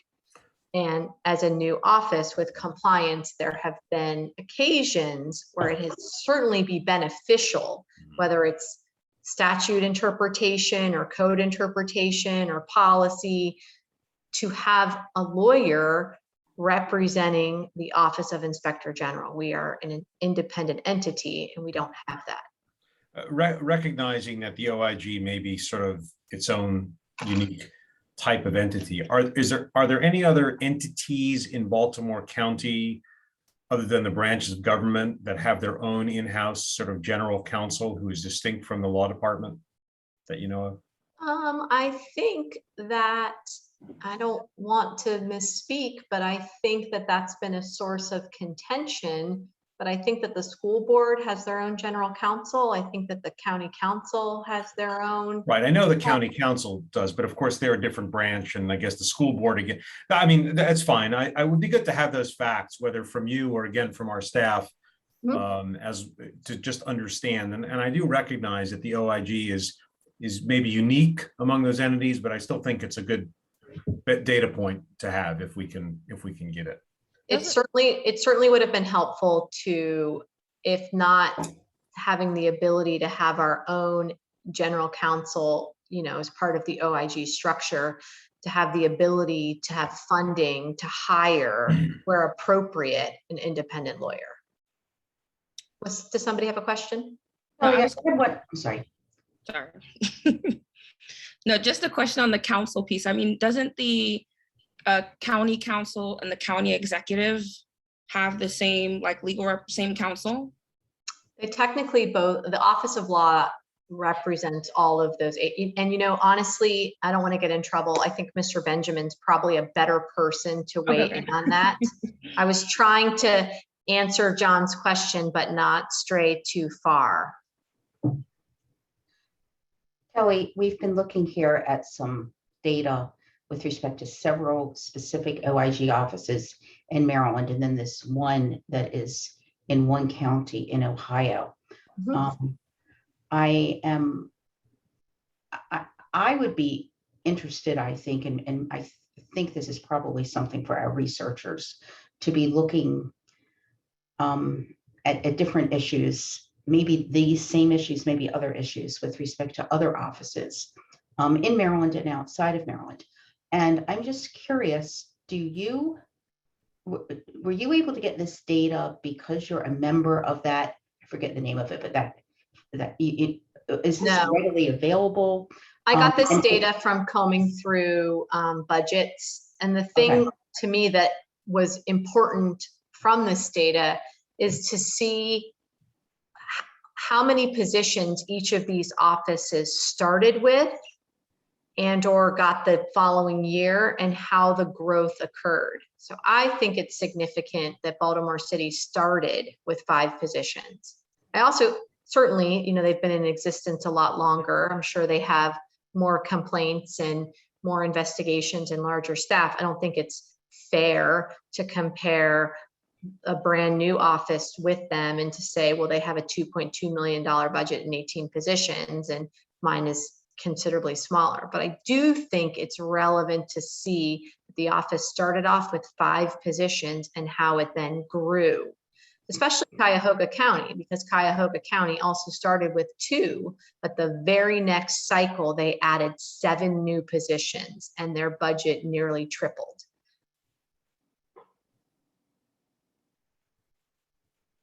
So those are the things I think are important about how you can grow an office like this and try to grow it responsibly. Is there any caseload data to correlate with that? I don't have that, no. I assume I assume, maybe I shouldn't assume, Judge Cox, but I would assume that these agencies in making those requests to go from 2 to 9 had justifications for it. These are just numbers that I pulled together, combing the internet for, open budget and open data. Yeah, because I mean, like in other areas, like if you look at, state's attorneys or public defenders or all those things, there are sort of national standards on best practices and caseloads and things like that. I would think it's hard with an inspector general's office because, what a case requires is just varies widely. But I didn't know if there were any sort of benchmarks like that you could point to. I can't, but again, I'm very grateful to the county executive and the county council because in my budget, I made a request for 3 additional positions, which were ultimately granted. And I put together a presentation because I think it was important, not that just I was asking for them, but that the numbers and the data, kind of justified them, as well as the reports themselves. One of our reports identified millions of dollars in security and development fees that were waived. In theory, that report and showing, that money could basically fund the office for a year. Yeah, so absolutely. I thought it was important to have, I thought it was very important to be reasonable in your requests and also have the data to back up, to show the growth, to show the need. And so my argument was threefold. The reports themselves justify the growth, the data justifies the growth, and the growth of other offices justifies the growth. But we're still, we still have very, very limited resources. Got it. To the extent, I'm sorry, to the Go ahead, extent Tom. that your work can generate revenue, you just gave that one example. Yes. Are there any figures where you can say that last year by our efforts, we generated, X dollars for the county? So I don't believe in kind of a big phony artificial number, but what I do believe in, for example, one of the reports we did about recreation and nature councils owing the county money is originally that dollar figure was, I think, something like 433,000. And by the time that the report was issued in public, it was down to 150,000. I feel very comfortable showing the numbers for each and every report, and each and every report identifies savings. Some of the reports don't identify a monetary figure for savings. They identify a violation of the charter and or improvements. They identify gaps and risks and liabilities in the employment background policy check. So that's why you'll see in my annual report, I highlight and summarize the work of the office and the value that the office has provided, but I don't have some big Ed McMahon check to say it was X number. Something though, Tom, that is very important to me and is another way to show value, and I did this last year in the annual report, is I took the budget of the office and I divided that by the census that occurred in 2010, which is probably inaccurate, but it turned out to be something like 35 cents for each county resident to fund the office. And that is the equivalent of mailing a postcard. And so as a section in my annual report, I talked about this idea of a return of an investment. For 35 cents, a Baltimore County resident or a Baltimore County employee received increased ethics training, online financial disclosure system, reports detailing waste in the water system and what have you. And I think that while not that big shiny Ed McMahon number, is also a significant number. I do, if I may, I do just want to say that that's a slippery slope for justifying, because, and I want us to be careful with that. It's one thing for my law firm to say that our marketing department cost us $1 million, but it got us $100 million worth of work. Okay, whatever. But we should not be incentivizing the OIG to investigate based upon the ability to recoup funds and therefore justify its budget. I love your 35 cents per county person, because I think that sort of says, look, this is a very modest number for an office that's performing a very important public function. I think it's a little bit of a slippery slope, and it makes me a little bit edgy to think about the office sort of saying, well, look how much money we got for you doing our function, because someone in the future, Kelly, it won't always be you, it becomes sort of a chase for that. And in an ideal world, if you could imagine an ideal world like this, it would be, we don't care if you succeed or fail as the IG, just do your job and we'll give you the money. Now, I know that that's not practical, but to me, that sort of points out to me the potential issues with measuring the IG's success based upon the sort of fiscal return to the county. I'm just making that point as an observation. John, I couldn't agree with you more. I mean, I think it's important to talk about value added. And so while we do reports that identify waste or identify gaps, to me, the breakdown of what it costs to run the office and what the return is more significant than that kind of fancy Ed McMahon number. But I mean, an IG office adds value in a lot of different ways. Waste is just one of them. I mean, it's hard to put a dollar amount on a report that's identifying fraud. It's more important to have the report. I also think too, you just got to be careful with the numbers, because you have to make sure that they're accurate and you can justify each and every one of them. And that's why I'll give you a preview for this year's annual report. When we broke it down, it's roughly the equivalent of what a forever postage stamp used to cost. It's now going up to 60 cents, but it's something like 42 cents or something. Okay. So one of the questions that I was asked to make sure that I covered were the challenges. So what have been the challenges? So these are kind of just some bullet points for me to kind of talk about, if you will, what it's been like to have this new office for 2.5 years. So certainly it was a challenge to create and establish a brand new agency, and to do any type of outreach about how the agency works and the purpose of the agency 8 weeks before the COVID-19 global pandemic. Resources have certainly been a challenge. I think it's really important that the Ethics Commission be independent. I think it's really important that the Ethics Commission be separate from the Office of Law.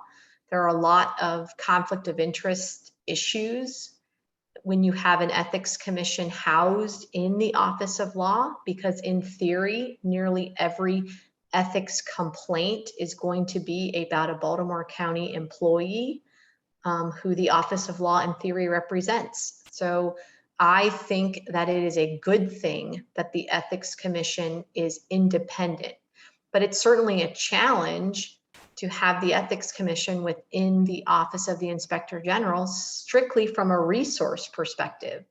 I think historically, if you look at the data that I've provided, the Ethics Commission was under-resourced. It never had 2 full-time employees assigned to running the Ethics Commission. And sure, there is a busy time and a busy season, but there is a lot of support that the office provides to the commission, whether it's just in, I think we got something like 220 ethics inquiries. Those are telephone calls, those are emails asking questions, those are time sensitive. You want to make sure you're giving the correct advice on what the statute does and doesn't say, or when appropriate, having it referred to the commission. You're answering questions, you're processing lots of paperwork, financial disclosure paperwork, lobbying paperwork, compliance paperwork, preparing agendas, meeting minutes, providing support for advisory opinions, all of that. And again, the other surrounding jurisdictions, yes, they might have a different population, but the day-to-day duties and responsibilities and day-to-day work of each and every ethics commission is essentially the same. And so I think it's significant that every other jurisdiction has a minimum of 2 full-time people doing the Ethics Commission work. Now, again, I'm extremely grateful to the county executive and county council that I was granted an additional position to have a position in attorney positions for ethics to help provide support to the commission, because it has been a challenge for me to have 2 full-time jobs, 2 full-time roles that are different. They're similar, but they're different, and there's confidentiality concerns on both. And I can certainly imagine a scenario where someone is calling for ethics advice and doesn't necessarily want to be talking to the inspector general. And I certainly try to be sensitive to that, but it's kind of in and of itself a conflict of interest. Access to independent counsel, that has been something I have asked for repeatedly. I think it is important. As a new office, there have certainly been growing pains and policies and procedures and questions about the statute and statutory interpretation. And there are instances where I have disagreed with the administration, and I have asked for independent counsel. And that is a resource issue. You're referring to another counsel on staff as opposed to outside counsel? So the only other counsel on staff would be a lawyer within the Office of Law, and the Office of Law, the county reports to the county attorney, and the county attorney serves at the pleasure of the county executive. It's just a challenge to be an independent office because sometimes you're doing things that aren't necessarily popular, but they're within your statute, and it's it's not surprising that there's going to be a disagreement with the administration and perhaps with the Office of Law. For example, some of the reports that we have issued while I have interviewed individuals from the Office of Law, they have, in the response from the administration, taken a different approach. And I don't have another lawyer and independent counsel saying, well, Kelly, you should do this, or you should do that, or this is what the statute says. I'm in essence had to be my own lawyer, which I think there's probably some old expression about that. And that kind of dovetails into independence issues. I mean, there's certainly growing pains for a new office, and I respect that, and I want nothing more than to work collaboratively. But you're not going to be surprised to learn that sometimes you can't work collaboratively, and it's important to establish independence. And one of the ways to do that is to be able to have resources, have independent counsel be able to do something that might not be popular. The office was established and was created to be independent, yet each and every year the budget is tied to the county executive. And now I know that that's consistent with all of the other agencies in Baltimore County. But as John was saying, the IG is a little different. Our role could be interpreted to be, we are the person pointing out fault with the administration. And so to then have to turn around and ask for resources in your budget from the very entity that you are sending the reports to certainly raises independence issues. Other offices, their budget, they have language, and I think this is a best practice, but I don't want to speak without the research in front of me. You will see that it's not unusual that offices of inspectors general's budgets have a floor and a ceiling, and will also have language that says something like at least 1% of the overall budget will be dedicated to the office. Then it's kind of not done based on another entity. Another challenge has been a code of conduct issue that I sent the commission copies of the code of conduct and the relevant case law that myself and the county administrative officer researched best practices. One of my ideas was to have included in the policy manual this idea that everyone should report fraud, waste, and misconduct to the Inspector General's office. This is a best practice. This is consistent with the state of Maryland and other jurisdictions. We wordsmithed the language, and we put it together. I gave a presentation to the senior leadership team. It was signed by the county executive in January of 2021, and it still has not been implemented. That's certainly something that would make the office more effective. It's also a way to get the word out about the office. It's important. There have been a number of issues about confidentiality of investigation. I mean, these are all kind of growing pains that I'm sure you're not surprised to hear me talk about. Something else that has been a challenge has been, you know, this office is an office that works for the citizens of Baltimore County as well as the employees of Baltimore County. And a huge part of that is outreach. And that was something that was impossible to do 8 weeks before COVID-19. But it would be, you know, part of my mission, my goal, something I would hope to accomplish, to let everyone know that the office exists, what the office does, what the office doesn't do, what's the point of the office, how the office works. And while I've tried to do the outreach and I've tried to, you know, have online ethics courses, I mean, that would be my goal. Education is a big piece of this. And I can't say that I've been as successful as I would have liked to have been absent COVID-19 and absent having the limited resources that we have. But that education is very, very important to me, because I think that, you know, Baltimore County employees and Baltimore County citizens should know the office exists, the purpose of the office, the mission of the office, how the office works, and how to contact the office. Just a quick question. Sorry, quick question on outreach, because I'm trying to wrap my head around what that would look like. Like, is it additional staffing that would help? What would you call them? Like a PR person? Oh gosh, it would be lovely to. I don't have a PR person. I don't have a communications person. We write our own press release. I redact all of my own reports. We write the reports. We redact the reports. I taught myself Adobe to do all of this. Okay. I enjoy doing the education and outreach. When asked to give presentations, I have wholeheartedly accepted them. And those are both Inspector General presentations as well as ethics presentations. I think I sent the commission through Dr. Cotton a list of all the live ethics trainings that we've done. I enjoy conducting those. I just don't have, it just takes me away from all of the other duties and responsibilities that the office has. I did draw a line in the sand that I will not go and speak to a political organization, because it's really important, and part of independence is that the office remain independent and not be affiliated with a Democratic or a Republican party. I think, Tom, I went and I spoke, I was invited to speak to Indivisible Towson. I spoke with them. Yes, I would welcome that opportunity. I really think it's important that people know what the office is doing and what the work of the office is and has been. I did decline an invitation to speak because it was a political organization and I had to explain why.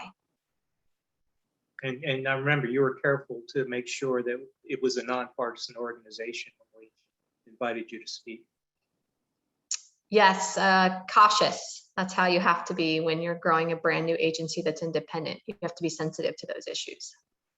Kelly, I have two quick questions for you. One, on the code of conduct, can you tell us again what you think the issue is? We were given a copy of that request, which was approved by the county executive. So what's the disconnect there? I'm just not sure I understood. You'd have to ask the. No, I don't mean. I'm not asking for the cause. I'm saying, what is the factual disconnect? You're saying it's been approved, but it has not actually been incorporated into Correct. the whatever the document is that in which it would be incorporated? Correct. Okay. And is that normally something that's, I don't know what that document is or how often is that something that is updated like live on a rolling basis, or is it like a once a year thing? Or I'm just wondering what the story is. I don't know. I know that I asked about it in the spring of 2021 and I was told that the ball was in their court and they would get back to me. And then at some point in the fall of 2021, I asked about it and they told me that it was one of the things that they would have the commission address. Okay, all right. And then the other is, and this is sort of a slightly awkward question only because of the confidentiality aspects, but I love an awkward question. Bring it on. I might not It's be not able to that- answer it. it's not that awkward. You have policies and procedures, the existence of which is not a secret because you've said that they exist. But we have been told that they're confidential and not to be shared, and they're in fact stamped confidential. So presumably we'll all keep them confidential. Why are they confidential in this? I'm just trying to understand why that document is considered confidential. So there are investigative techniques that we use that aren't for public dissection. Other IG offices, again, this is a resource issue. I put together the policies and procedures in the spring of 2021, and they are being tweaked. Most agencies have public-facing policies and procedures and internal policies and procedures. When Dr. Cotton asked me for those, I said I was more than happy to provide them, and she encouraged me to put the watermark on. I did take the liberty of asking other inspector generals if theirs were public, and they told me they were not. Thank you. Sure. I think that's the end of my presentation. So I don't have anything else planned, but I'm happy to answer any questions anyone has. I have a Or- question. Sure. Kelly, do you have the processing days, the average processing days from receipt of the complaint to your filing? Oh, I don't know. I Are don't. are you tracking that information? I'm not tracking that specific information, no. I can tell you one case that we in the past year, we issued 2 reports from complaints that we received in 2020 because they were pretty lengthy to do an investigation. One was about on-call plumbing contracts and was a lot of data to review all of the plumbing on-call plumbing contracts that Baltimore County had for 3 years with 3 different companies. And the other was the development waivers and security waivers for the Owings Mills Metro Center. Pretty big projects. All the other cases we have open right now, I think are FY 2022. That's a resource issue, and I'm more than happy to track that information if I had additional resources to do that. But I'm not currently doing that now. Okay, and that would be probably the same for trends, creating, you're fairly new, but starting to create trends that then you could provide in a report. Well, we do trends. If you look at the annual report, what maybe and Janine, forgive me, because maybe I'm misunderstanding what you mean by trends, but in the annual report last year, and we're starting to put that together now for this year, I do try to have graphs of the cases that we open an investigation, what the category was. Was it a theft category? Was it a misconduct category? To me, that's a trend. So we do track that and include that in your annual report. Was that what you meant by trend? Correct, trends, Yes. and then you'll be able to over time. Yeah, okay. Yeah. We do that. The other thing we do, and this is maybe also a trend, is we give information for the cases that we turn into investigation, the source of the complaint. Was it a county employee? Was it a private citizen? Was it anonymous? Was it someone from county council? That to me is also relevant as a trend. So we do track that, and that was included in the annual report from last year.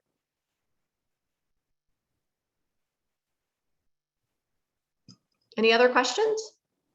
Okay, well, going forward, I really want to thank you for the opportunity to have me come. I'm more than happy to answer any questions you have and or doing research. It's my desire to have, it sounds a little bit hokey, but part of the reason I took this job was I wanted to turn the office into something that everybody could be proud of. As John said, it's not just for me because someone else is going to sit in this seat, but it's really important to me that this office be one that is respected, one that is best practice, and one that everyone knows about. So to the extent that that's one of the questions I was asked is, what is the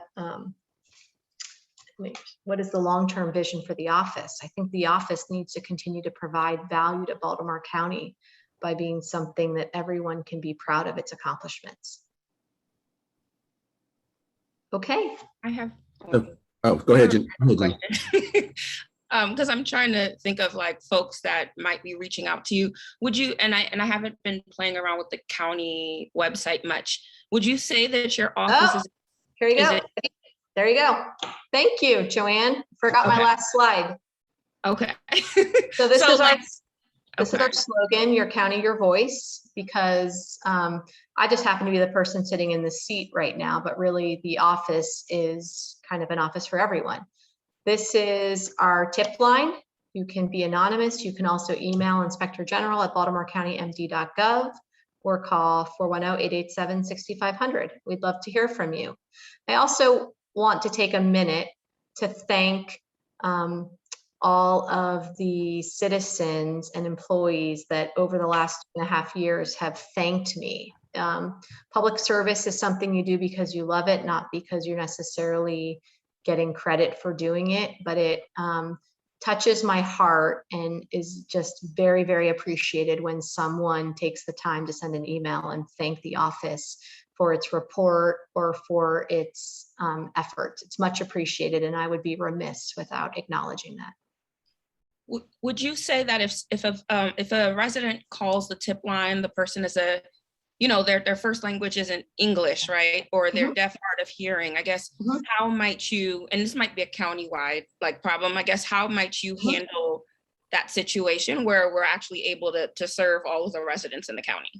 Oh, absolutely. I would try to get resources immediately. And probably if they called that tip line, I would be one of the people answering the phone. Okay. It's not unusual to speak. That issue hasn't come up, but in doing some videos for the ethics, I went over to the library and made videos, and we made sure that those were accessible, as the reports are accessible too. I think that there's a new person in the office of the county executive that I don't want to get her title wrong, but there is a couple of people I'm just thinking off the top of my head that if that came, I would try to have that remedied as soon as possible. That's a good question. Thanks. Okay, any other questions? Okay. So thank you, Kelly. We really do appreciate you taking the time to talk with us today. You shared a wealth of information that we will be going through and sifting through. And so that means that from time to time, we may need to reach out to you for some clarification. And so hopefully you'd be available either to come back to the larger commission if necessary, or to one of our subcommittees. So again, thank you, and thank your office for the work that you're doing on behalf of the county. I'd be more than happy to come back in person or email. I'd also be more than happy to give recommendations of other people that I think would be relevant for you to hear from. Again, I'd like to be of service in any way I can, as well as the office. Yeah, I'd be interested in hearing from you, not right now, but what other people you think are the experts in the field that we should be talking to, and what are the documents that are considered the gold standard? For example, we have the model legislation and the principles and standards for offices of the Inspector General. Is that kind of considered the best source, or is there something else? That's the best source. I think if you look at our policies and procedures, and I'm not afraid to share this publicly, I think the first thing we say is we adopt the Green Book, which is the Association of Inspectors General's policies and procedures for investigations, because that's what we do. I think it would be, and I'm happy to give you some names, but I think the best people to talk to, I mean, I'm sure you're going to get a variety of different lenses, which is important, but I would encourage you to talk to other inspectors general of local entities. The federal ones are a little different. The state ones are a little different. We're all a little different, but I think it's probably relevant to hear from someone who sat in the chair that I've sat in for longer than I've sat in, and maybe didn't have to create an office, but just, kind of took over and kept it going. what they think, what they would tell you has worked for them, hasn't worked for them, has been, problems with their statute or things that they liked about their statute. I mean, I've only been doing this for 2.5 years. And so while I feel like it's been a very big learning curve, there's obviously more learning to be done. But I think talking to someone that sat in the seat would be really helpful to you. Thank you again so much for the time. I really appreciate it. Thank you again. And you can send any of that information, of course, to Dr. Cotton, and she'll make sure the commission receives it. I sure will. I'll think about it and probably send some proposed speakers next week. Okay, thank you so much. And so before we move on, let me say one thing just to be for transparency's sake, because we're talking a lot about the Association of Inspectors General. Again, just for transparency's sake, I was a member of the Association of Inspectors General. I was a certified inspector general up until my retirement. I am no longer a member of that association, and I am no longer a certified inspector general. But just in case that question comes up somewhere down the road, I do want to go ahead and be transparent that I have been a part of that organization in the past. And so before we move on, let me just check in with the commission members and see, do we need a break? Do we need a recess, or is everybody good? Want to soldier on? Okay, let's keep moving. So at our previous meeting, we established 2 subcommittees, one on IG operations, process, procedure, and then the other on organizational structure and oversight. And while neither subcommittee has begun its formal work, I do want to invite the chairs of the subcommittees, Judge Kathleen Cox and Brigadier General Janine Burkhead, to speak if they desire on their plans going forward. Don't want to put you on the spot, but if you wish to. I know we have an organizational meeting that's scheduled on the 7th. So other than saying we are scheduled to sort of start mapping out what we're going to do, I don't have anything to report right now on my end. Okay. Thank you, Judge Cox. I would echo the same. Thank you. Okay. So thank you again, Judge Cox and General Burkhead. And we do look forward to hearing more about the work of your subcommittees as we move forward with our next meeting.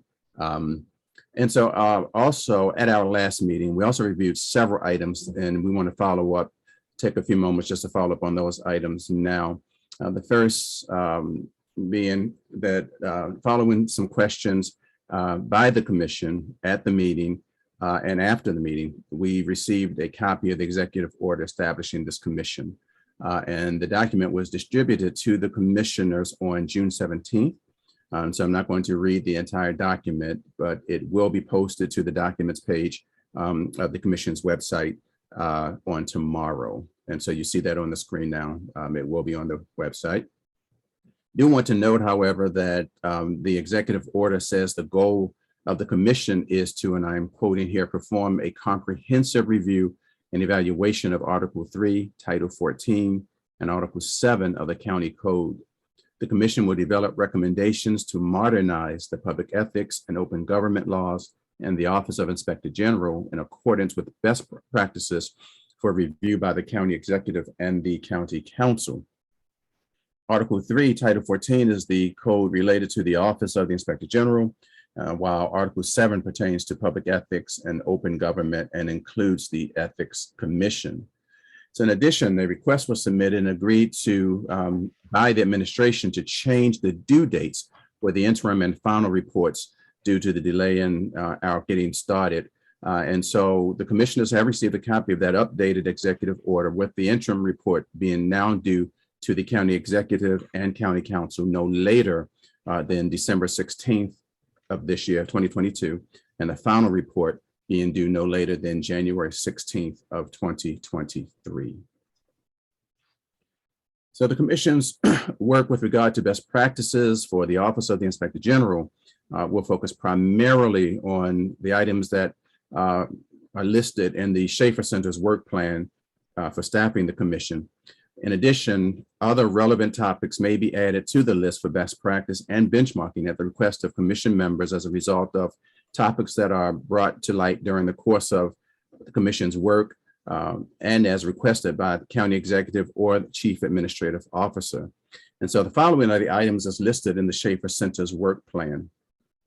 And you see them listed here on your screen. The topics for best practice and benchmarking analysis include hiring, appointment authority, scope of authority, organizational structure and functions, accountability mechanisms, performance evaluation process, standards for assessing budget and staffing. We're going to look at best practice and benchmarking, process for working relationships between the IG and county leadership. And we want to take a look at national, or they will be taking a look at national best practice examples, process and timelines for submission of executive response to reports, the process for working relationships between IG and agency heads, and ethics commission independence. So finally, the commission will assess the results of the Baltimore County Ethical Climate Survey and provide any insights or recommendations that result from the assessment. So do any of the members of the commission have any questions or comments about the executive order or the best practice / benchmarking analysis and how it affects our work? Any questions around that?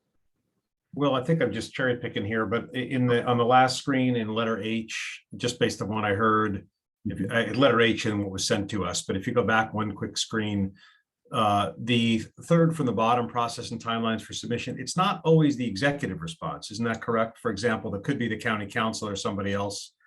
So if that's right, I'm just suggesting, since we're making this list, that we maybe modify that.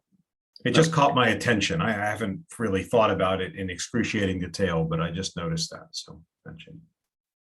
Thank you for that. And so I'll ask Dr. Cotton if you and your staff would modify that process and timelines for submission of reports. Would that do, John? Just of response. I would just get rid of executive, just to generalize it. But because I think we did talk about that is a topic of some interest and it came up this evening. So it's good to be on the list. I agree. I just want to make sure that it's really whomever is supposed to respond. And my guess is that we're going to end up chatting about that at some point, because as we heard this evening, there's a certain amount of discretion being exercised there. The statute's actually fairly ambiguous about it. So, we can talk about whether we want the statute to be more specific or whether it's fine to be run as it is, but that's a conversation presumably for one of the subcommittees or for later discussion. Okay. Thank you. Sure. Any of the commissioners object to striking executive from this section? Okay, so if not, again, Dr. Cotton will ask to simply strike executive from that list. Thank you. Okay, any other questions or comments with regard to our practice benchmarking analysis? Okay, thank you. And so the second item to discuss from our last meeting is the list of questions that were proposed to guide the commission's work with respect to the OIG and the Ethics Commission. There were no edits to these questions received by the Schaefer Center after our last meeting. And so does anyone have any questions or comments on these questions in light of the executive order and the topics that we just presented of best practice benchmarking review? I'm sorry to speak again. Mr. Chair, I would love the opportunity to think about the last document and this document and all of these sort of framework documents in view of what I think was just an excellent meeting and discussion with the Inspector General. It's just caused me to appreciate things differently, to think about different issues. I made some notes. So if it's okay with you and it doesn't mess up the work plan at all, could we just have a bit more time to sort of think about the scope now in view of everything we just learned over the last, couple hours?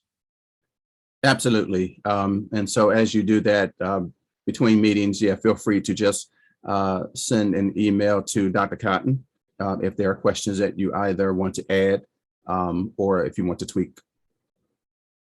Just a clarifying question. I mean, if we were to, I don't know if the question was whether or not we're approving these documents or not, would we be limited to the scope? No, right? Okay. We're not limited. And Dr. Cotton, you can address that if you have better information than I have, but. Yes, so I'll be happy to send the documents out and individually you can make edits to them and send them back to me. And then I can compile a new list. But no, we're not limited. I think that the charge provides an opportunity for the commission to expand the questions based on what the findings. As tonight, you learned a lot of new information that might change what it is you're planning on looking at. So no, I don't think that the limits, as long as we're within the general scope. It's really a way to start guiding, getting the work done. Okay. Thank you, Dr. Cotton. And so, yes, if you know there are any changes you want to make to that, by all means, please just send that out, and that can be taken care of. And so, Dr. Cotton, we're going to lean on you one more time and ask you to explain the changes that were made to the ethical climate survey and next steps with regard to that. Thank you, Chairman Johnson. So the draft of the ethical climate survey was sent to the commission members to respond individually to me with any edits that they have. It was also shared with the Inspector General to see if there's any information that she wanted to add. So we just made some slight changes based on minor edits that we received and added and addressed comments that were provided by the Inspector General. It's our goal to make sure that the survey is useful for her office as well as for the work of the commission. The survey has been programmed into our Qualtrics software and is being tested. The targeted population for the survey is approximately 7,500 county employees. This also includes elected officials, as well as 137 individuals who serve on county boards and commissions who are required to submit an ethics financial disclosure. We're planning to launch the survey sometime near the end of next week. There'll be an email a pre-alert email going out to all the county employees and commission members from the county administrative officer, telling people about the survey, telling them what email address to expect to receive it from. So given all the challenges that we have with viruses, we want to make sure people know that they can be confident opening that up and completing it. Our survey software allows us to track who has responded and not responded to a survey to send a follow-up email, but it doesn't track any information about the IP address. So we've set it up to maintain confidentiality. So the software basically automatically knows if something's come in from an email, then it won't send a follow-up. But if we haven't received a response, it will send a follow-up email. We're very conscious of the need to protect the anonymity of the respondents. Our survey has been approved by the University of Baltimore's Institutional Review Board, and as part of that review was reviewing our protection of the rights and anonymity of our respondents. We'll be collecting some limited demographic information. In addition to asking the respondent to identify the agency or board they serve on, we have a few questions on basic demographics, age, race, gender, etc. However, when we do any type of breakout analysis, we'll limit those groups to 7 people or more. So there's no way that we actually, to protect, another step to protect anonymity.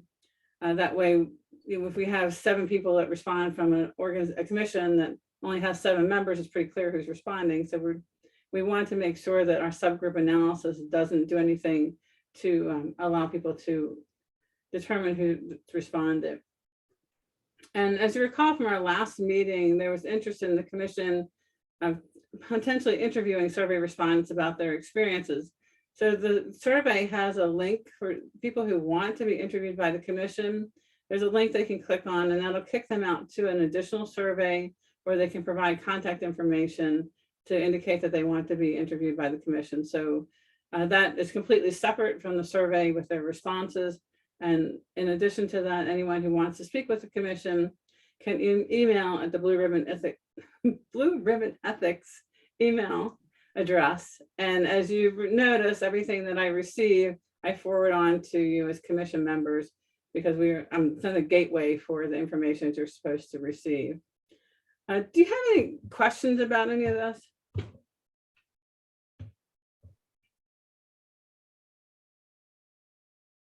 Okay, if not, thank you, Dr. Cotton. And so it is also conceivable that at future meetings, the commission may need to go into closed session. And so the Schaefer Center has determined how that will occur. And so I'm going to ask you, Dr. Cotton, once again, if you would please explain the process for going to closed session. Thank you.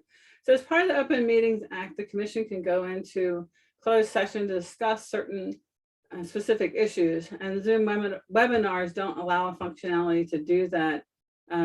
So what doesn't allow functionality for commission members to go into private and session within the same Zoom session. So we researched alternatives and found in other jurisdictions how they're handling their closed session. So basically what they're doing is setting up a separate private Zoom that you have a password to. So you'll get a link for the private Zoom as well as a link for the public Zoom. So if we have to go into a closed session, we'll follow the Open Meeting Act to do that. We'll switch over to the private Zoom meeting, and then when the closed session is over, come back to the public meeting. Okay, any questions for Dr. Cotton with regards to closed meetings? Okay, so if not, we're coming to the end of our session. So on behalf of County Executive Oshesky and citizens of Baltimore County, I again want to thank each of the members of the commission for volunteering your time and your expertise to carry out this very important work of the commission. And so before we adjourn, let me just ask, are there any additional comments or questions from any of our commission members? Okay. Hearing none, then that is the end of our agenda for tonight. Our next meeting is scheduled for July 28th at 5:30 p.m. It will be held on Zoom, of course, and you can register to attend that meeting and our future commission meetings on our website at blueribbonethics.ubalt.edu. We are tentatively scheduled to hear the results of the Schaefer Center's review of best practices for inspectors general and ethics commissions. And so with that, can I get a motion to adjourn? I move. Okay. Second. Okay, we have a motion and second to adjourn. So with that, the meeting is adjourned, and I hope that each of you will have a very happy and very safe Independence Day to everyone. Thank you and have a great night. Good night.